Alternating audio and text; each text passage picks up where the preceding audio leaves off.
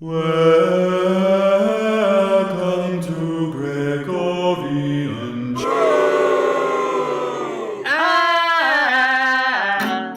hooked on a feeling. I'm high on believing that you're in love with me. I'm hooked on a feeling.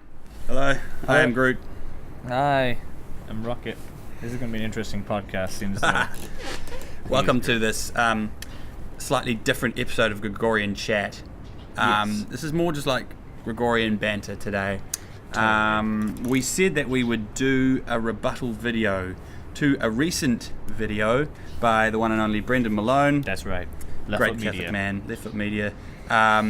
We thought, well, we could do a point-by-point rebuttal. What would be the point? I mean, having a look online, there are just so many videos that kind of go through, you know, problems with movies, problems with cinema, problems with these masks I made, like how are we going to drink the tea. But we thought it would be better just to kind of talk about some of the attributes of Guardians of the Galaxy 2, why we don't think it's really as bad a movie as Brendan made it out to be. True. And maybe at the end what we'll do is just give a few points on how to watch a Marvel movie. How to watch a Marvel movie. Now, we don't want to be condescending here. We just want to say, you know, give Marvel its fair due, I think. Yeah. So anyway, we've just got some nice Yorkshire tea, Yeah. horrendously overbrewed. Oh, look at that. It's not about the tea It's today. almost- Well, we're not going T2. We're just, you know, this isn't an official Gregorian Chat business. This is more of a light-hearted episode. I'm taking the mask off. I can't really see anything that's going Are you serious? Mate, you've got Well, how to are we endure going it. to drink the tea? Well, we'll figure a way. Where there's a tea, there's a way. All I asked of you is one thing, that's to wear the mask, and you've just got to rock it. Okay. Oi! Well, I never agreed to this. You know how long I spent making these masks? I'm not even going to cover it up. Okay. Yeah, I'm not even going to hide it. It was quite a while. Okay.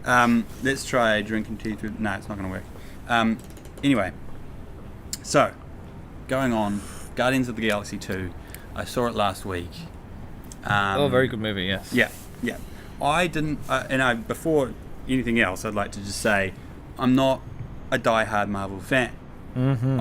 I'm not like sworn to Marvel like Dom. Dom has at least 2 Marvel shirts. Yeah. But I do enjoy... You're really suffering there, eh? It's because of the glasses. Yeah, it's my glasses. Yeah. I do enjoy a good cinematic experience. And I really don't know much about the comics. So I'm not going to claim to be a die-hard fan. I will Although say Die Hard I is might a be great slightly movie. biased, mainly for the sake of this podcast, so that we can just kind of have a bit of fun.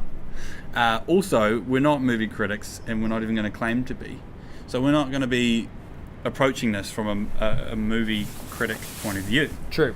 We're just going to... A couple of guys We're that just like a couple watching of guys movies, that like watching and movies. we preferred Guardians of the Galaxy, and whereas Brendan didn't, and we're just gonna defend something we enjoyed. Isn't that such a Catholic thing to do? Oh right. All right. We're not going to protest it like In Protestants. Yeah. We're going to defend it like Catholics. Yeah. In the scriptures, it said always be prepared to have a reason for your hope, and we have hope in this movie. I'm pretty sure you just teed your mask. No, I didn't. The subtleties of tea. Anyway, so I think some of the issues that we took from your review, Brendan. One of the big things that I thought you kind of looked over was, and this is all in good faith. You know, we think that you're We a still great love guy. Brendan. We still love Brendan. Is that Peter Quill's mum didn't have to die, and I think that is not actually true. As in, like, Ego didn't have to give her cancer.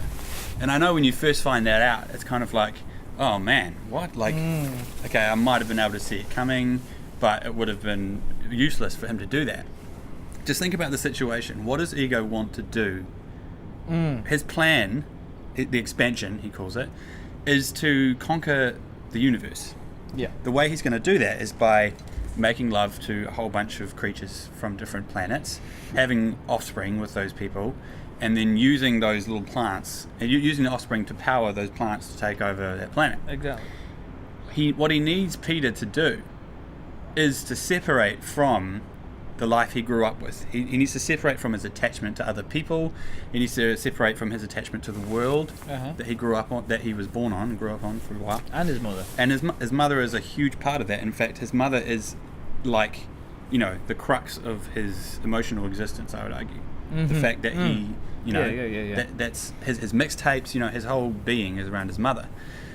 If Ego didn't kill Peter's mother with cancer, she would still be alive, presumably, when the story is taking place, Guardians and Guardians of the Galaxy 2. Therefore, how much harder would it have been for Peter to think about joining Ego if his mother was still alive, and if he had to get rid of that existing and also attachment? it really plays into that whole thing of how he traps Peter. It's like, how is he going to get Peter? How's he going to drain Peter of his celestial powers? He's going to say, "Oh, there's this thing I can do that will mean you can spend an hour with your mum. That last hour where you didn't get to say goodbye."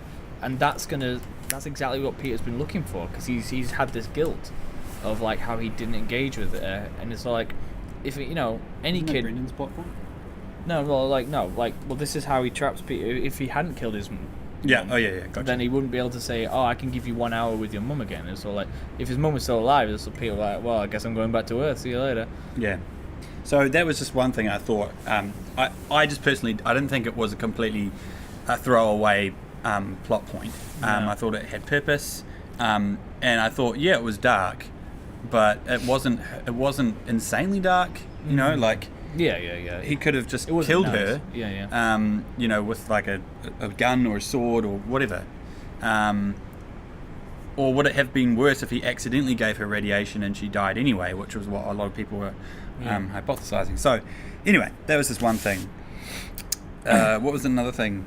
The whole Yondu? Yeah, the whole family thing.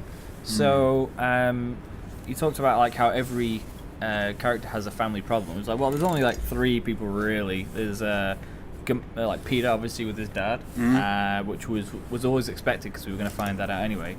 Gamora with her sister Nebula, and Rocket with the new Guardians of the Galaxy family. It's like there's the Fallout, which is kind of a classic.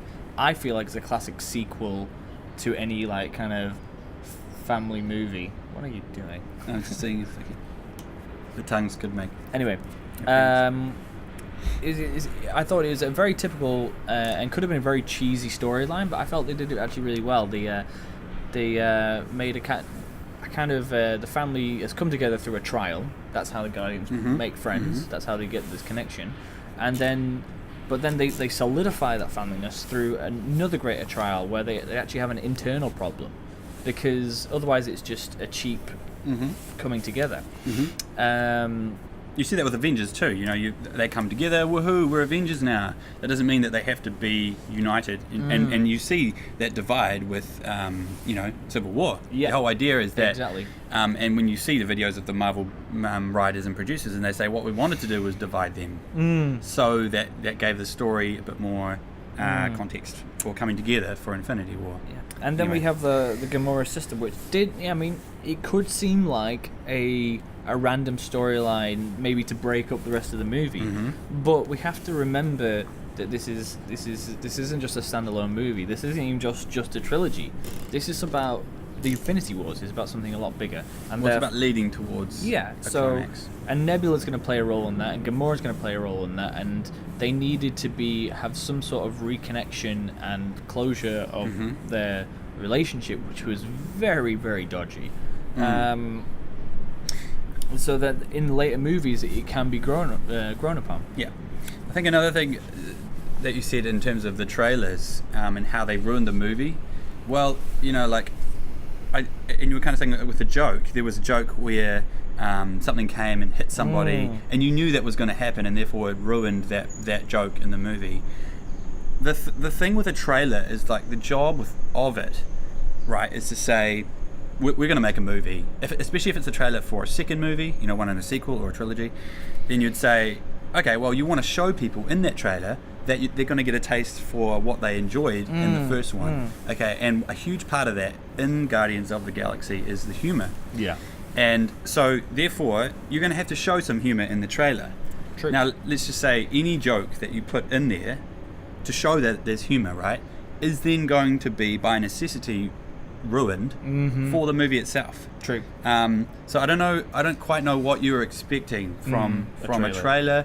But yeah, also personally, like when it comes to movies that I know I want to watch and enjoy, I watch the teaser and then I watch the first trailer and I just don't watch anymore, because you're going to see a lot of the movie. There's generally the teaser, the trailer, and there's maybe 2 theatrical trailers. Teaser good. Yeah, teaser good. But like if you watch 2 theatrical trailers, the official trailer and the teaser, you've pretty much seen a lot of the main points, like a lot of the subplots anyway of the movie that will get you hooked in. It's like, if you're watching a lot of trailers, you're going to ruin the whatever movie you're going to watch. I'm kind of, as we're going through, I'm kind of realising that this is more of a rebuttal. And that we're talking more just about, I think we'll just call it a discussion on the points. Right. It's not going to be point for point, but just some of the ones that we, when we watched your video, I thought, okay, that's a great point. Like, I totally agree with your point on the humour and the fact that, there was one too many genital jokes. And one point that you didn't bring up, which I actually thought was a bit painful, was when Rocket, the taser face thing, and Rocket kept saying taser face. Like the first time you kind of heard it was funny, but even the name that he came up with as like taser face, or you may as well call it like poopy brain. Like it was a really kind of weak joke. So I'll give you that. Like the humor wasn't is good from Rocket. I thought Drax was a whole lot funnier. Oh, definitely. And the interaction he had with Mantis. And this moves me on to another point, which is the whole fact that why was Ego able to be killed so quickly and so easily? And I think maybe it helps to just go back and watch the movie and remember that Mantis had a particular power over Ego, and that's what you see in the Marvel Universe. Drax apparently is built specifically to be able to destroy Thanos. Like that doesn't undermine Thanos's like insane power. It's kind of like something that they've put in place, a mechanism to make sense of how are they going to destroy this guy. He's a Celestial. We haven't actually, as far as I know, seen evidence of really what Celestials are in the Marvel Cinematic Universe. So I'm not sure what you were expecting. I mean, he did say God, little G. Yeah. But also, his name is Ego. He thinks he's a lot better than he actually is, and that essentially was his downfall. I think so. Yeah. He didn't realize. He knew, maybe he did know, but he didn't really think that people would be able to defeat him. Yeah. Even though he does have an incredibly easy weakness. And that's the thing with the Guardians. It's like no one should really be able to defeat them because you don't take their powers combined. And and Mantis's job was to relax Ego, send him into a sleep, and so she continued to have that power to lessen his like his will and his awareness in that point of the battle. Anyway, just another kind of thing going on. I think as well, like with the darkness of the movie, I didn't find it particularly dark. Like sure, you've got things like child murder. Yes, but that's not a main point of the movie. That's the main point of Ego, and it says yes, he did kill those people, and it's like, oh yeah, he's a terrible person. But there wasn't a scene of child murder.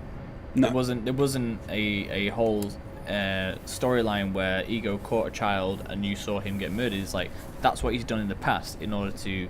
Yeah. And all it tells you, it kind of fits into this kind of like throwaway society that we have of like Ego was like living that. He was kind of like, I have an idea that I want to, and anything is expendable in a sense. And in fact, like even taking this from a Catholic perspective, it's like that is a great insight into the way our world is. Exactly. Right? Abortion. It's a huge thing. Yeah, it's getting in the way of real. My plans. Yeah, it's dark as hell. Literally dark as hell. Like that. But that is the reality of our world. And I don't think that's too dark a thing to put into a movie. I mean, yeah, but I did think that some of the jokes were not for a family it wasn't. movie. I didn't like the fact that Yondu died, but then again, it's like, what would that do if he didn't die? He would then carry across into the next movies, and you've got this whole father-son relationship you need to build up.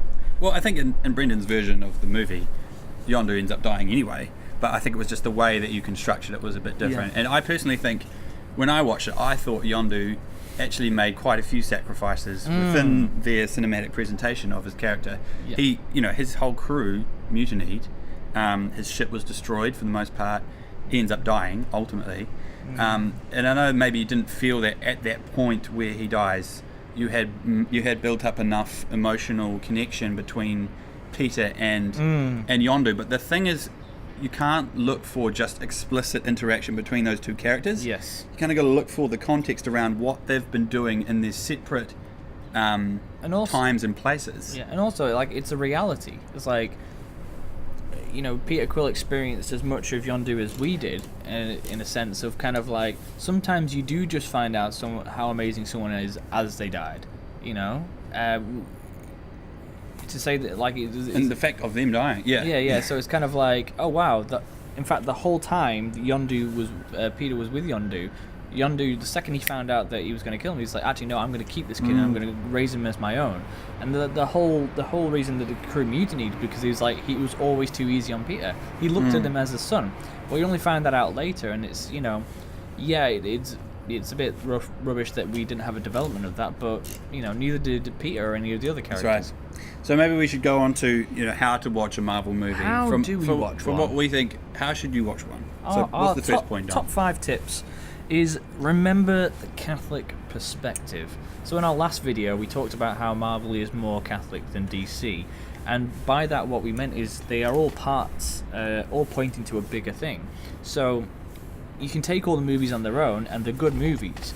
As Brendan pointed out, they have lots of plot holes and they don't always make sense. But, you know, every saint has a past, every sinner has a future. Amen, brother. There are holes in us all. But, like, in following people like Saint Augustine, you do get to a bigger point, and he's always pointing there. If you look at the angels, any of the saints, look at Mary, and it's pointing towards something bigger.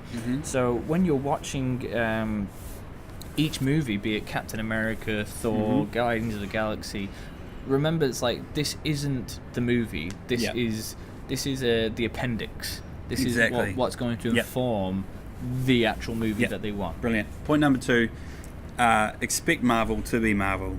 And what Marvel does is they focus on the human, and we talked a little bit about this in our last video as well. That what you see are very human characters who are made to explore their own humanity, essentially. You also get other characters who are not human, but they always interact with the human, you know. And Thor's big thing is, oh my gosh, this human race, you know, like what is going on? So you can expect Marvel to have an element of kind of like down to earthness. And it's superheroes might not always be super. It's essentially what it is. Exactly. It's like, because like Tony Stark is a broken man. Steve Rogers was a weakling, and now he became super. And that's the storyline there. That's what we're focusing on with Marvel. Awesome. Next point point. number 3. Don't hold too tightly to the comics.